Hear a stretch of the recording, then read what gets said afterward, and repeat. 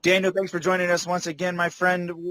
Quick question to start this off. What's the single most important factor to a successful hunt, in your opinion? A plan. If you have a solid plan and you know what you want to achieve, and you come up with different scenarios how the birds are flying based off what you see, you have a solid plan how you're going to attack each one of those different types of flight plans, you're definitely going to be a lot more successful. Have a plan if the birds are just going to skirt the outside of your deeks or if they're going to commit and cup up and come in. So always having a plan, especially if you're out, hunting with a couple of buddies, as long as you're all on the same page, you're going to have a successful hunt. But if you guys are all hunting different styles, you're going to have a problem. And I'll tell you a little bit more about that when we get to it, because my dad and I had an interesting weekend hunting, I'll tell you that. Nice. Well, I mean, let's expand on that a little bit. With that in mind, uh, you know, what, let's go to the next question. I mean, what would be your top tip? Because I know you're a weekend warrior too, and you try to get out some during the week, and you're not doing the guiding thing, so you're more on the same level as most of our listeners. What's your top tip for all those weekend warrior guys that are out there fighting for spots on public land? That's the thing is you use the word fighting, and that's right hitting the nail on the head. A lot of guys get so frustrated when they see other hunters instead of embracing the fact that somebody's sharing the same sport and passion that they are. So I would say the number one tip is be open-minded when you're out there in the field. If you try to go get into a blind somewhere, for example, like where I hunt publicly a lot is Sauvie Island. We're competing for these blinds. Well, talk to these guys while you're waiting. Or get to know somebody. You never know. You could really build a friendship, and you can learn something you never knew before. But just be positive, be friendly. And share tips. We got to change the mindset of this is my spot. I'm not going to share it with anybody, and that doesn't help our community. So just be open-minded, be fair, and communicate. And just help grow the community. I think that's my number one tip is just don't fight it. You're not, it's not your land. It's public land. It's everybody's land. We all own it, and just embrace it and just be a part of the community. Yeah, and that's actually a great point because, right, it really is about sharing the same passion and the same love for the sport that we all participate in. And, everybody, we all have an equal right and an equal opportunity to hunt any given public spot. And so just embrace that, and it is what it is, right? And instead of getting angry or upset over it, make friends. And so that said, Eric Wilkes here. Eric Wilkes here with Duck Hunting Fanatics, and I have on the line with me Daniel Mancine of Mancine Outdoors out in the Pacific Northwest. Daniel, thanks again so much for joining us.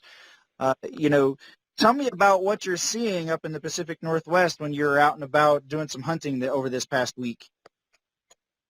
So when I was hunting, there was this little island called Cherry Island off the Columbia River, and it's owned by Columbia Land Trust, and they give me access to it, and it's fun because it's such a challenge because you're not allowed to use any blinds, and you can't knock down any of the vegetation and create your own. So you haven't used natural cover, and really be a part of the scenario and the scene to really hunt these ducks. But I saw a lot more activity this weekend than I've been seeing over the past few weeks. I mean, there was a lot of birds flying. However, though, they have commitment issues. I'm telling you that. I saw a lot of mallards, and man, they are weary. But the wind was in our favor. We were chatting back and forth with a couple of hens, which was fun. But a lot more birds are starting to fly, but they are very weary. So that's in a nutshell what we're seeing out in the field. For me in a standpoint, I'm right off the Columbia, and there's a lot of birds flying up and down that flyway right now. Sure. And I know you hunt public land a lot, as you've already kind of shared. What's the best public spot or public land in your neck of the woods? For me, there's a lot of opportunity at Sauvie Island. I haven't really had much time to get out and explore outside of that. It's a great opportunity because it's all luck of the draw. It's a fair chance for everybody. You apply for the east side blinds, kind of like a regular controlled hunt. And then the west side blinds, you go down there and you wait in line, you draw a chip, and best chip gets in, and they got a handful of blinds down there.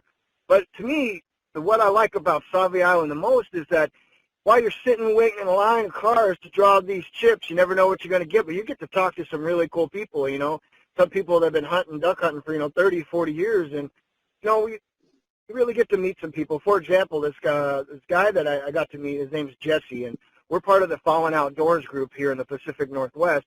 We never met before, right? And then now, we hit it off pretty good, and on Monday, he drew a blind over on the east side and invited me to come out with him, so that's what I'm saying about staying open-minded. You never know what you're going to run into, and you might meet some great people. So, but for me, it's Sauvie Island.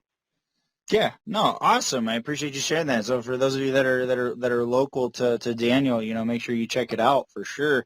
And Daniel, I know most guys, they're going to say a good duck call is the number one tool that you can't leave the house and head to the blind without. But in your opinion, what's the number two tool that you can't leave without? Your waders. I'm telling you what, I've done it. I've left the house without my waders, and you got to have a good set of waders, or depending on what you're hunting, a good set of bibs. If you don't, the gear makes the hunter. I'll tell you that. And if you're miserable, you're not going to have fun. You're not going to enjoy the hunt. You're just going to be kicking around cold, freezing your butt off, soak them wet. But a good set of waders, I believe, is going to be your number two tool. Man, you've had it rough. I know last week you had shared that you had forgotten your headlamp, and this time you forgot your waders. I hope it wasn't on the same trip because, boy, that sounds really rough. Hey, I don't want to talk about that because it was the same trip. Oh, man. But I did luck out. I did have a pair of fishing waders. I had a pair of fishing waders on me, but they weren't the same. Fishing waders and tennis shoes, man, they wasn't cutting it. That sounds cold. Yeah, it was bad, man. It was bad. So, what's your favorite brand of waders and why? I've had since I've been hunting, I've gone through 2 sets of waders. I'm on my second set right now, I should say. And I just upgraded to the Rogers Elite 5mm neoprene. I was doing a lot of research on those breathable waders, but the durability came into factor for me. I run into a lot of stuff. I'm kind of clumsy. My last set was the 3.5mm Cabela's brand. They weren't too bad, but they didn't last long.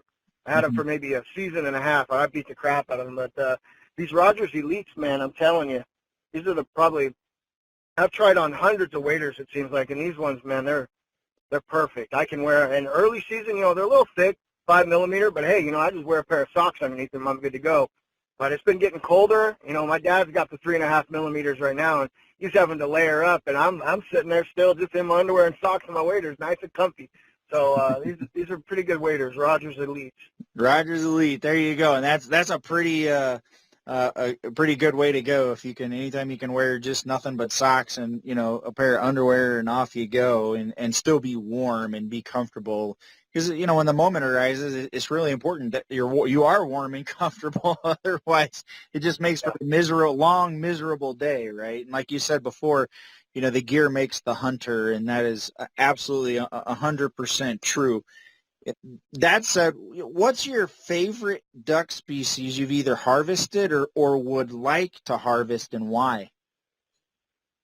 I got 3 on my list. I love hunting mallards. I do, just because they're so challenging to hunt, and I like talking with them, communicating with mallards. Like, for example, this weekend I was chatting back and forth with this hen for about 30 minutes, and she wasn't having it, and I was consistent, and then finally she came flying by, nice and low and slow, and she was dinner. So, but pintails and wood ducks. I've harvested pintail. I told you last time they're delicious, but they're challenging ducks. They don't like to commit. They have commitment issues. Wood ducks, though, I'm just doing my own research. For one, they're an absolutely beautiful species of duck. That's going to be the first duck that I mount is going to be a wood duck. But, just reading about them, they're really fine tasting meat, and they're challenging to hunt as well. I don't want to just go out there and shoot an easy limit in 7 minutes and my day's over in an hour. I want to work for it, and, I like the challenge. Yeah, and I think as hunters, we all like a challenge, right? And we're always looking for a new challenge. Otherwise, right, you get bored, and then it's no longer hunting, right? So it's always all about trying to find that next challenge. And Daniel, again, tell people how they can get in touch with you and how they can reach out and connect with you. Same thing. Find me on Instagram. I've had a few people reach out to me since our last podcast. So Mancine Outdoors on Instagram, or you can email me mancine.daniel@gmail.com.